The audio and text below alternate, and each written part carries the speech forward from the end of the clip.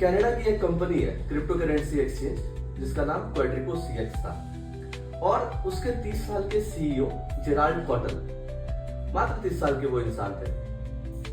वो इंडिया आते हैं, वो शायद हनीमून पे आते हैं और उनका कुछ जयपुर में चैरिटी का शो चल रहा होता है तो वो अटेंड करने आते हैं और अचानक से उनकी मौत हो जाती है। कोई डिजीज की वजह से उनकी मौत हो जाती है यहाँ पे। इवन कि इंडिया के जो कुछ अस्पताल हैं और डॉक्टर्स हैं वो भी कंफर्म करते हैं और इवन कि उनका डेथ सर्टिफिकेट भी प्रोवाइड किया जाता है उनके फैमिली को।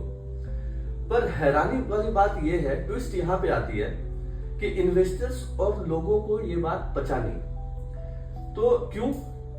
क्योंकि उनको जब ये पता चला कि जेराल्ड कॉटल एकमात्र इंसान थे जिनके पास क्रिप्टो एक्सचेंज के वॉलेट में जो 1400 करोड़ पड़ा हुआ था उसका पासवर्ड उनके पास ही था। और वो पासवर्ड किसी के पास था ही नहीं, तो अब ये लोग एक्सेस नहीं कर पा रहे थे और वो पैसा वहीं का वहीं लॉक हो गया।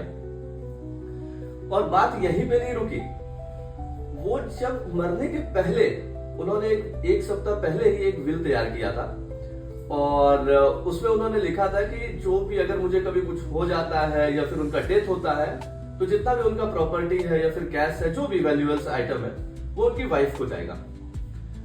तो यहां तक बात पहुंच गई थी।